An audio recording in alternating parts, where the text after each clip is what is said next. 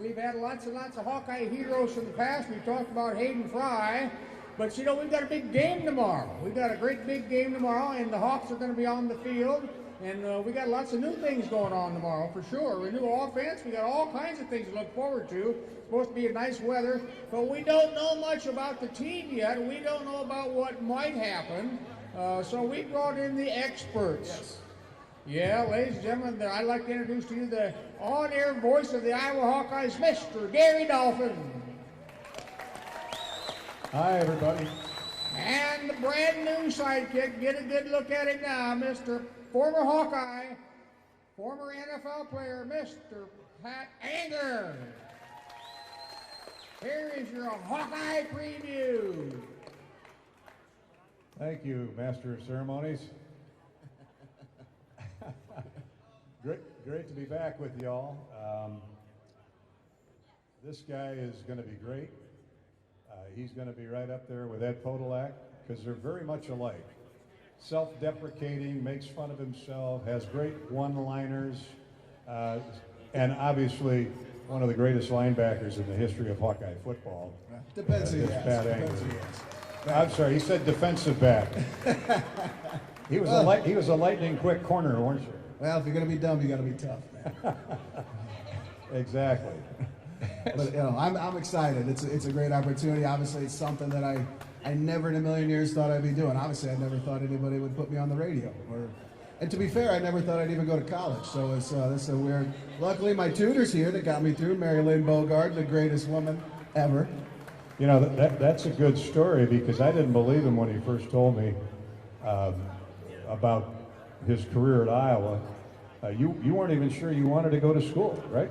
No, I mean, everybody in my family, not everybody, but my family's very military, and nobody in my family had ever gone to college. So to me, college really wasn't an option. And started getting recruited, and then I actually had to go to, when you get recruited, they come and they check your GPA, and I think I was ranked 350 out of 355 GPA-wise, so I failed ceramics in high school, which is pretty hard to do, but luckily we caught it early enough. I was able to get my life together and retake some classes that I did poorly on. But I'm glad that I grew up a little bit, even though my wife would argue that I'm still not very mature. No. Yes. This is why we hired him. To get me out of the house. Yeah, well, she called me and said, "Can you hire him, please?" Actually, we had a great list. We had an original list of about 10. And I knew half of that list would say, you know what, my kids are going into high school. They're in high school. I want to watch them play football and volleyball and soccer. We knew that was going to happen, and it did with 3 or 4 former greats. So we ended up with a list of 5 names, all great Hawks. And as I said at the time, I can work with any of them. They're all true blue, black and gold Hawks. And you can almost guess who they are. We had a couple from defense, special teams, offense. We had a quarterback very interested who would have been great. But my thinking, and I was one of 4 or 5 votes, but my deal was, look, we've been so doggone good on defense for so long with Norm Parker and Phil Parker, and going forward, it'd be kind of nice to have first off, it had to be somebody from the Kirk Ferentz era. That's only fair. And then if we slant toward defense, who's going to argue with that? And so we ended up with, I called him, I said, would you be interested in the new analyst? He said, what? He said, and I know how good of an interview he is, till my dying day, the night that Adrian Claiborne blocked the punt at Penn State and ran it in for a touchdown, and the Hawks rallied for the win. He had like 90 tackles that game. And so I got him on from the locker room afterwards, and I can hear the whooping and the hollering and the yelling, and we do about 5 minutes. I said, well, Pat, we got to wrap things up. Well, boy, that locker room really sounds jovial. Can you describe what you're seeing there? And there's a pause, and I hear, well, Dolph, there's a lot of naked guys coming out of the shower. And that was the last time they let me on the radio. Now I'm on it. Oh, yeah. I look at Podolak, and he's going, let's go to a break, buddy boy. But you know what? He is what is so Iowa radio, because we're unlike You guys, our listening audience is unlike anybody else in the country. We are a ag state, a farming state. We've got farmers in the field, welders, plumbers, people washing their car, driving up and down I-80 or I-35. And Saturday afternoon in the fall is a ritual for Hawkeye football. And yeah, you're tuning in to hear the X's and the O's, but you also want a little bit of humor because we're all from small town. I mean, even Des Moines in circumference and reference is small town America. So that's who we are. And if we get a little sideways every now and then, the broadcast, so he's all uptight about tomorrow. I said, look, we don't have any script. I'm going to look and see what happens. That's what I'll explain. You just tell him why it happened or how it happened. He goes, well, that sounds simple enough to me. I said, pretend you're in the middle of the huddle calling defensive signals. Did you call defensive signals or would they let you? Yes, I did. I remember my first time in the NFL when I called a defensive signal. I'm sitting there, I'm lining up. I've got Bob Sanders, Dwight Freeney, Robert Mathis. Dwight just got in the Hall of Fame. All these guys, and I say, hey, over cover 2. And Robert Mathis goes, say it with your chest. Over cover 2. Well, you had some Bob Sanders. I mean, those Colt defenses were spectacular. Freeney, one of the greatest ever to play the position at tackle. When I think of that 08, 09 era of Iowa defense, Claiborne, Mitch King, Carl Klug, Broderick Benz, A.J. Eads, Jeremiah Hunter, Pat Angerer, Christian Mike, Ballard. who? Christian Ballard. Christian Ballard, who played a lot in the middle. Micah Hyde, Tyler Sash, Brett Greenwood. Who am I missing in the back end? Amari Spivey. Amari Spivey. I don't know that there's ever been an Iowa defense better than that 2-year stretch you had. 2002 would argue. But, oh yeah, I know they would. They would argue, but yeah. I think we'd win, obviously, since 09 was the greatest team of all time. I think that's it'd be in my top 5. But I mean, Georgia Tech was averaging 330 yards a game running 330 yards a game. They had that vaunted triple option run threat, and they got 138 yards of total offense that night. And that's how the Iowa defense played back then, and that's how they play now. Yep. That's how they play now. So what we'll do is give you a little overview about tomorrow. I mean, you know all about Iowa football. I don't need to go into position groups and tell you how they're doing, but if you got a question, we'll take some questions at the end. So I'll start with the offense. You can talk about the defense.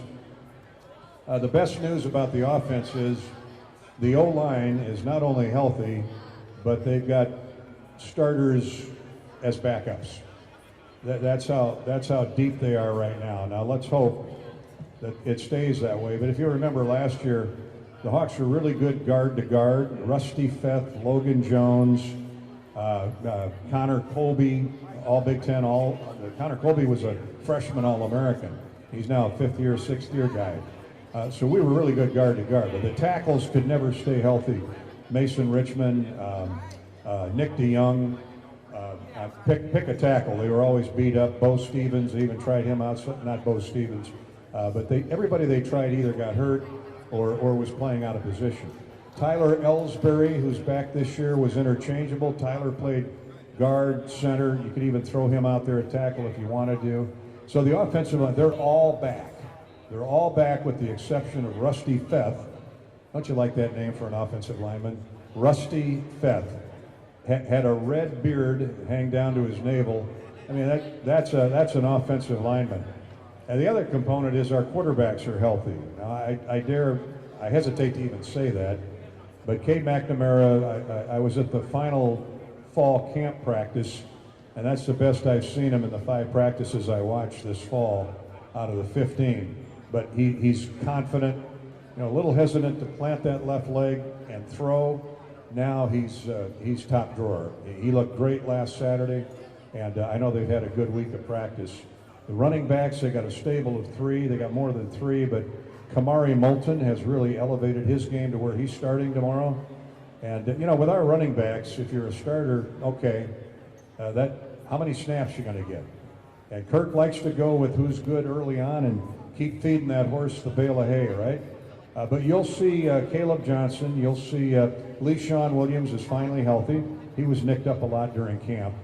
Tight ends, I don't really need to go into tight ends. Luke Lachey's back healthy, thank God. Addison Estringa, those will be the first two you see out there. Kid that I really was impressed with in spring and fall, Zach Ortberg, highly recruited kid out of St. Louis. He'll be out there tomorrow. So as usual, Iowa tight end U is solid. Wide receivers, that's still kind of a work in progress. The kid that came to Iowa from Northwestern with Brendan Sullivan, kid by the name of Gill, Gill. He's a seasoned junior, 6 foot, 185 pounds. Slot guy, really runs great routes. So you'll see him out there tomorrow in terms of new faces. Jacob Bowie has really come on. He's wearing number 0. You should be able to keep an eye on him. But he's had a tremendous camp. He was a recruit. The coaching staff loves him. And, Seth Anderson, the transfer from Charleston a year ago. But it takes a guy to throw the ball, but we also have to have somebody at the other end that can catch it. And I think we're getting there. You might see a freshman or two out there tomorrow, too.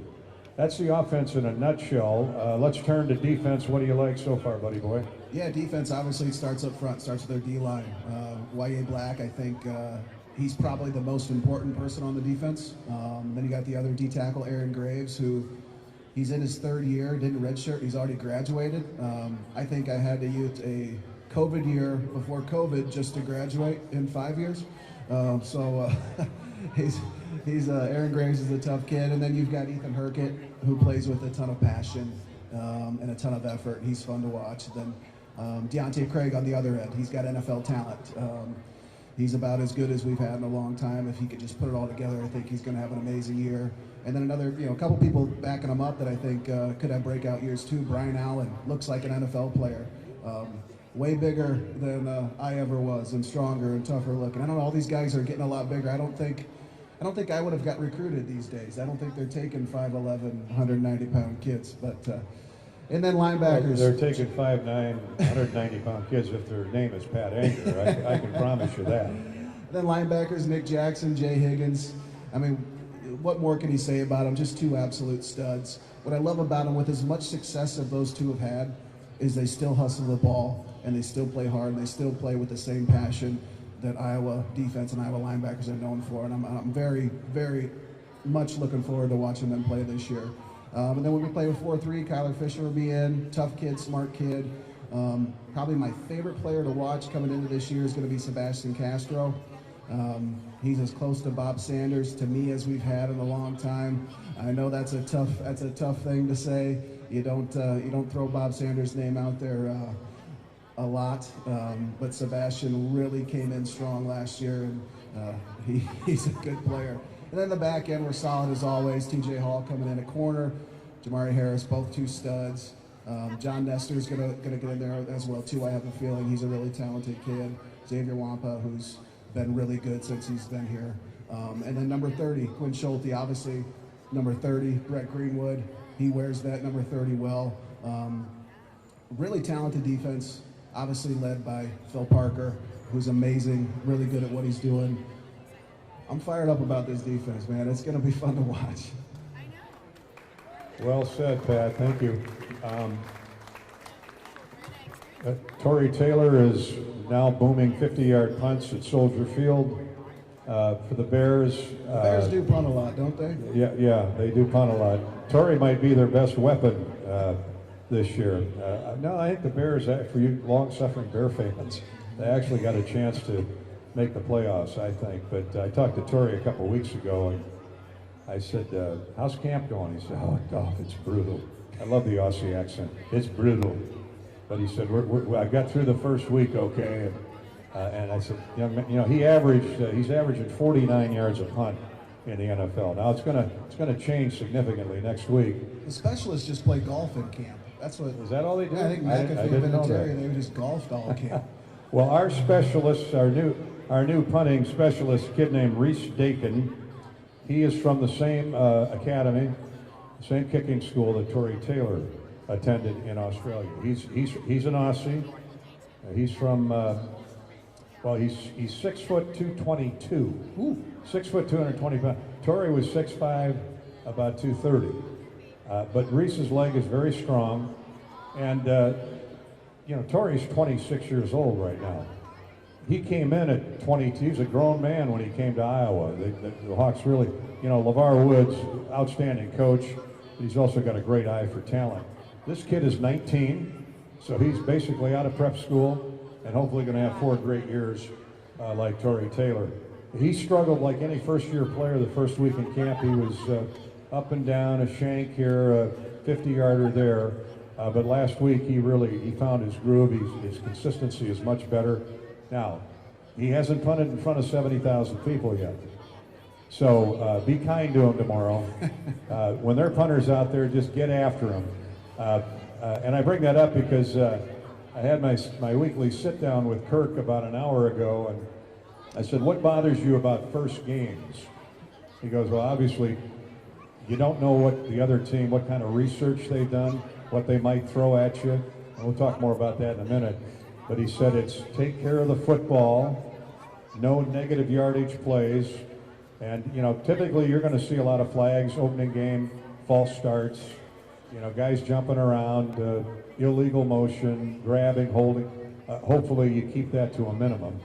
Take care of the football, no turnovers, and you're going to love this, run the football. Run the football. I said, well, Iowa fans are going to love to hear that, Kirk. And he has loosened the reins for Tim Lester, no doubt. But on opening day against this opponent that has tremendous frontline starters, but they don't have the depth that Iowa has. It's going to be 80 degrees tomorrow. Not like Monday and Tuesday, but it is going to be warm. And so what you do, you're playing in front of Iowa fans. You want to assert your mentality, your tough redneck mentality on the opposing defense right away. And you do that by running the football, beating on those guys all day long, and hopefully when the second half gets here, then you can start running that passing game. And make no mistake, Tim Lester threw for 11,000 yards and 87 touchdowns at Western Michigan. He knows what the word vertical means. And you're going to see some downfield throws, no doubt about it. You're going to see a lot of jet sweeps, reverses, but within reason. The idea is to win the football game with a balanced offense. And when I was growing up, it was always 60-40 run to pass. If we get 60-40 tomorrow, we'll win the football game. What do you think, buddy boy? You got me fired up here, Dolph. So Illinois State, they're bringing in a new quarterback, a guy that hasn't started before. Was it Tommy Rittenhouse? And then you've got Jake Rubley as well, too. So make sure we're loud. I could not imagine being a new starting quarterback and going into Kinnick. The fans are going to tear him up. I'm excited about that. How many of you heard the name Rubley? Rubley, Davenport West. Rob, I know you have. This Rubley is an offspring of Terry. I remember when Terry Rubley, these were all great quarterbacks at Davenport West, the Rubley family. So Jake is the latest in a long line of Rubleys. I think Terry played at quarterback at Iowa State. One went to Tulsa, had a great career. They know how to throw the football. This young guy, Iowa had him in for a visit, recruited him, and he went to Kansas State. And then he ended up transferring across the Midwest to Illinois State, and that's where he is now. So Jake is 6'3", 220 pounds, grew up in Colorado. But Tommy Rittenhouse is probably going to start the game. He's from over near Chicago, the suburb of Geneva. I know where Geneva is. Bobby Hansen, when he was playing for the Bulls, lived in Geneva. It's out there by Aurora, St. Charles, right off of I-88. This kid went to St. Francis and Joliet, powerful Catholic high school in Chicago, and won a state championship. So this kid's a winner. So they got a two-headed monster at quarterback. Now we'll see how they do against the Iowa defense. What concerns me most are their running backs. Mason King transferred in from Northern Illinois. He's a heck of a back. He's 6'2", 225 pounds. Now that's big-time Division I size, but again, I get back to depth, and the Hawks just need to wear these people down tomorrow, and they'll be just fine. They have an All-American wide receiver. Now we're talking about FCS level, and Mark Farley always told me, and this is the same league that has UNI, North Dakota State, South Dakota State. Remember what happened 2 years ago over at Kinnick? What do we have, two safeties? Two safeties and a field goal, I think all by Jack Campbell. And the Hawks got out of town, got out of Kinnick with a 7-3 win over South Dakota State. This is a great league. Brock Spack, their head coach, is a former defensive coordinator at Purdue, and he would blitz every other snap. He was coming after Hawkeye quarterbacks, and now 4 of their 5 linemen then they played at 52. This is when Joe Tiller was the head coach at Purdue. They sent 4 of those 5 guys with their hand on the ground of the National Football League. So Purdue had good defense, great defenses when Brock Spack was there. He's the head coach. He's been there 15 years. They've had 12 winning seasons. And they played in the national championship game in 2015, the year that Iowa opened up with Northern Illinois. I take that back. They played in 2014, the national title game. We opened up with them here at Kinnick in 2015, and what happened that year? Hawks went undefeated, so maybe that happens again. We can only hope. I like our odds. But they got look for a lot of blitzing by Northern Illinois tomorrow. They especially like to bring their defensive ends because they're a little bit undersized, which is typical for an FCS school. But I guarantee you, we won't. The Hawks aren't looking past Northern Illinois. They got quality kids. They got an outstanding head coach, a coach who was recruited by Hayden Fry, Brock Spack. Don't you love that name, Brock Spack? That is a defensive name. He was a great linebacker in high school at Rockford Guilford High School over in Illinois. And he said Hayden and Barry Alvarez were in his living room one day, and Brock was pretty sure he was going to go to Purdue, and he told Barry Alvarez that, and Barry, who was a linebacker coach, said, "That'd be the worst mistake you'd make in your life, son." Barry was always direct. So Brock said, "I look around, I don't see Coach Fry. I can hear him, but I don't see him. And I can hear Mom laughing out in the kitchen." So he said, "I went out in the kitchen, and here's Hayden. He's washing the dishes, and Mom's drying them." So he said, "I learned a valuable lesson that day. Always recruit the mom. Always recruit the mother." It was the same way with Lute Olson. Always recruit the mom. Bobby Hansen was headed to Texas A&M or Marquette, and then his mom met Lute, and she said, "You're going to Iowa, son." So enough of the romance. That's pretty much Northern Illinois and Iowa tomorrow. So we'll open it up for questions here before we conclude. Who's got questions? What do you want to ask? Fire away. Yes, sir.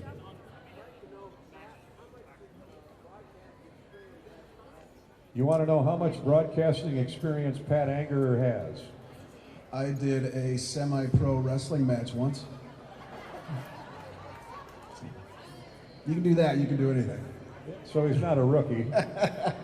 He's got good experience. Yes. Yeah, buddy.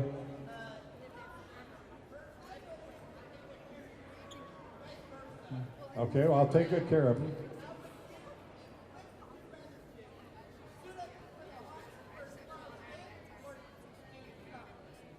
Oh, suit up for the Hawks. No, sorry, Gary. The question was, would you rather suit up for the Hawks tomorrow or do the analyst job?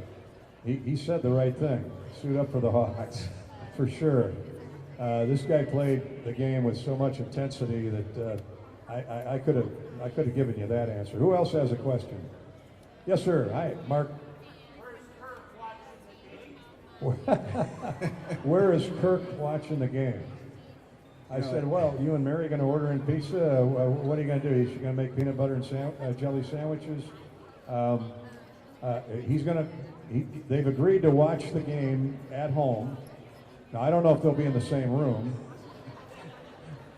And we'll go from there. But, you know, I feel so bad for him. I mean, you got the most tenured football coach in America who self-reported a level 2 violation, which isn't the, you know, it is not the severest degree, but it is a violation for talking to a kid before, I guess before he entered the transfer portal. And as Brock Spack told me, he said, you know, head coaches are more like NFL general managers anymore. He said, with all this NIL, transfer portal, expanded college football playoffs, he said you're so much more than a head football coach. It is a sad testimony, but you know, Kirk typically, as he always does in everything, owned up to it, and we're hoping a one-game suspension is the end of it, because Iowa was the aggressor here. But he'll be at home. One of his offspring suggested he put his swimming trunks on and go out and play around the pool and watch the flat screen. Yeah, you can see Coach Ferentz doing that. Not a chance. But he cannot have, as of midnight tonight, he cannot have any contact with the program, with the coaches or the team until midnight Saturday. And we all know he'll live by that rule. But he'll be watching at home. I mean, I'd love to have a hidden camera watching him during the game, but he he did say he hopes his marriage lasts after the game. Yeah, exactly. So it'll be interesting. You know, you talk about a football family. Brian's at Maryland now. James is with the New York Giants. He's coaching with the Giants, and Steve is out coaching at South Dakota. And so you know, they're such a football family. This is going to be a unique afternoon for Kirk Ferentz, but he'll come through it fine. I'm sure at 12:01 tomorrow night, he'll drive to Starbucks, get his usual coffee, and head to the office to look at the tape. I wouldn't be surprised. Other questions? Other questions, anybody? Yes, sir.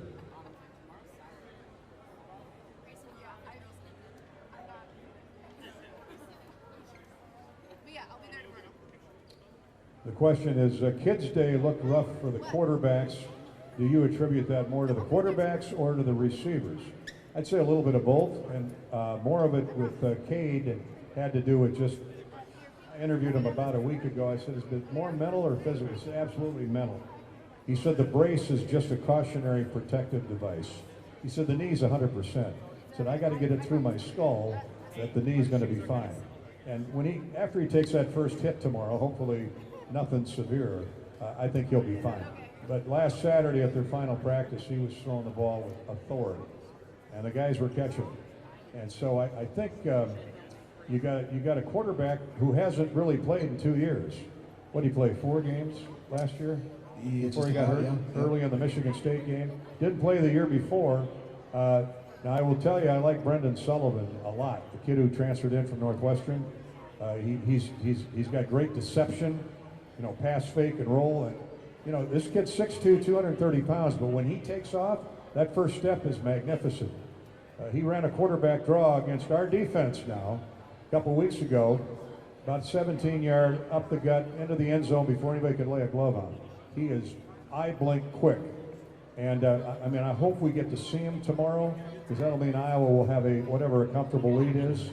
But you're going to see Brendan Sullivan, because they want to be very protective of Cade, but Cade's a starter, no question about it. So I'd say, you know, in camp, the blame's a little bit at both ends, but the other component there is they're ready to play a different colored uniform. I mean, they've been looking at each other I saw more fights this fall than I have in 27 years, and I think that's a good thing. Oh, for sure. I mean, we'd fought every day. Oh. I was trying to protect you there a little bit. But, you know, the one thing, too, about those scrimmages and those kids' days and stuff, at that point in the season, defensively, we know all their checks. We know all their code words. We cheat. So you kind of got to take it with a grain of salt there. From a defensive standpoint, we're going to cheat, and we're going to usually look better because we know exactly what they're doing. Absolutely. And to that point, defense has been so good at Iowa, but another component here is Tim Lester has told his guys, and I'm paraphrasing here, look, that is a great defense. That is one of America's top 5 defenses over there, knocking you sideways. They've been that way for 15 to 20 years. Don't take any off them. Go hit them. So I'm seeing this offensive line that, other than Logan Jones, averages about 312 a man. They're getting after the defense. The defense was hit a lot this fall and last spring, and And that's great to see because that's going to make Iowa a better football team in the long run. I know, I'm trying to think who was on the offensive line when you were playing, but there had to be some horses. Yeah, Brian Balaga, Riley Reef. 2 All-Americans. Yeah. But it makes for a healthier mentally state for football. Oh, for sure. When you're out there and you're scrapping, I mean, Julian Vanderbilt, and honestly, I probably fought James Ferentz probably more than I fought anybody, because he would just get in there and he would do such a good job at fighting and blocking you. But you need that competition, you need that fight, because that's what it's going to be, you know, on Saturdays. And you want the hardest thing you're doing is to be during the week, and then on Saturday it's easy. 1 or 2 more questions. Yes, sir.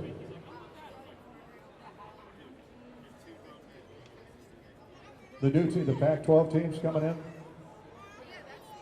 how they'll fare in the Big Ten? Well, that's a great question. I mean, we'll know. You know, I go back 5 years ago, we kicked the snot out of USC in the Holiday Bowl. Now, they've changed coaches since then. And, you know, USC, I guess by USC standards, hasn't been the old USC, you know, back in the days of all their Heisman Trophy winners. But you know, Southern Cal is built more like a Big Ten team. UCLA, I think was 1 game over 500 a year ago. Clearly, Oregon and Washington are ahead of the curve where USC and UCLA is concerned. But you know what? Now they're going to get to come into the Midwest and recruit kids from Iowa, Nebraska, Ohio, Michigan, because hey, we're in the Big Ten. But Iowa gets to go to the West Coast now and recruit too. And so, hey, come to Iowa and play. You're going to play in the greatest conference in America, top to bottom, 18 teams. I mean, Oregon is already a brand that is top 10 consistently. There are people picking Oregon to win it all this year. I know Ohio State will have something to say about that. Georgia will have something to say about that. But it's exciting to me to have those 4 well-known brands. UCLA, you think more basketball, back to the John Wooden days. And they've been very good of late. Oregon, more football than basketball, but they have Phil Knight out there in Nike, so they're going to upgrade all of their teams. And the University of Washington, you know, Seattle's a great destination. We were out there and played the NCAA tournament a few years ago, before things went to hell, pre-COVID. And Seattle's a great city. I mean, I would suggest Seattle on a road trip. They've got the Mariners Stadium and the Seahawks Stadium right next to each other, and right across the river is the Washington campus. It's a great atmosphere. So I think it's 4 big wins for the Big Ten. Obviously, Oregon and Washington are ready to compete right now. We got Washington coming to Kinnick here in a few weeks. And if you got tickets for that game, you're going to see a different style, a different brand, because they're very athletic. And as far as USC, UCLA, they're on the upswing. We'll just have to wait and see. I don't know. Did you ever play? Did we play any of those teams when you were in school? No, they were scared. Yeah, They didn't want to. You know, Ferentz always said after we got our butts kicked by Arizona State out in the desert a long time ago, when Drew Tate was the quarterback, he said, "We ain't ever coming back here again." I said, "Coach, it's 1 game." He said, "Yeah, but you know what? We flew two time zones. We don't recruit out here. We'll get home at 6 o'clock in the morning, Sunday morning. So, you know, guys will be, you know, they'll be walking zombies for 2 days till they get their body clock back." It made a lot of sense. Kirk's always thinking ahead. But now we're going to go back out there a lot, so it'll be a lot of fun. Be great for the fans to go out there. I know they got special charter flights now for out of Cedar Rapids to LA for just the football game. Same thing for, I think, Ohio State. So it's going to be a win-win, and TV ratings will be through the roof. You know, as long as the TV money keeps coming, it's all good in the Big Ten. Yes, sir.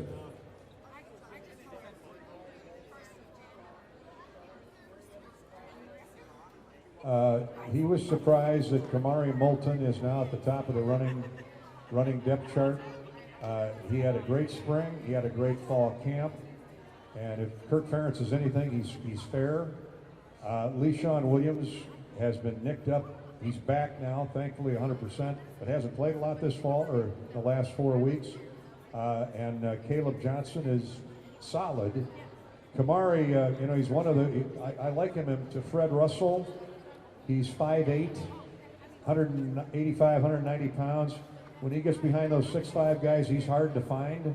And he busted a few in camp that he took to the end zone. So there's a reason Coach Ferentz wants him at the top of the heap. Now all three are going to play tomorrow, probably Jazz Patterson too. And what was the other part of your question? Oh, any other surprise players? I mentioned one, Jacob Gill, the wide receiver. I don't know if he's a surprise. I mean, he's a three-year player at Northwestern. Pat Fitzgerald doesn't recruit dummies, and he doesn't recruit bad football players. So he'll play a lot as well. Defensively, I'd say John Nestor. He might have a shot. Kid's impressive to watch. Brian Allen too. You know, it's going to be tough to get ahead of Herkett. Herkett's solid, gives a lot of effort, but Brian Allen, he looks like an NFL guy right now. Next year, or 2 years, when Herkett graduates, Brian Allen will be a huge name. Brian Allen is a monster out of Chicago. They've been waiting for him for a couple of years. He's got all the tools to be that next great defensive end, but you're going to play him ahead of Deontay Craig, Ethan Herkett? Yeah, those kids are studs. Yeah. But one thing they need to do is build depth in the defensive front, especially at tackle. Now with Aaron Graves, Y.A. Black, I mean, man, do they look outstanding. And Max Llewellyn, they've got 3 or 4 guys, but a lot of youngsters behind them. And, you know, nowadays, even when you play, you better have 8 guys that you can rotate in that defensive front, because it's a long, hard-hitting game. So those are some of the names that, I mean, Brian Allen's going to play. There's a kid, Merriweather, that I really like, but he's running all over the place right now. I mean, he's hitting guys right and left, and I can see a lot of flags flying with Mike, but he's going to be a great player. He's long and gangly. Okay. Washington at running back? Is it Washington? Pardon? Washington? Terrell Washington? Well, Terrell Washington, they've moved to wide receiver. He's got 4.3 speed. I think he's going to have a big year. Yeah, I think he's going to have a big year. I asked him, I said, boy, tough. I know you're a running back. He said, I rarely ran the ball in high school. They'd always flip me out to the slot, and then I just run by everybody and they'd throw me the ball. I said, boy, I hope I see that a lot, son. He's a kid from Florida. We're back in Florida now, getting a lot of that speed, so that helps. All right, we'll end with you, buddy boy.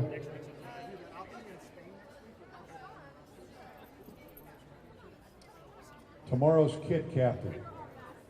You know what? I had the sheet at the call-in show the other night, but I don't have it with me now. So we'll talk about the kid captain a lot tomorrow. I'll tell you what, I do know the kid captain will be the toughest person on the field, 100%. Without a doubt. Without a doubt. That's a good question to end on. I don't want to favor any kid captain because we got one every home game. But that's one of the greatest shows in college football is the wave at the end of that first quarter.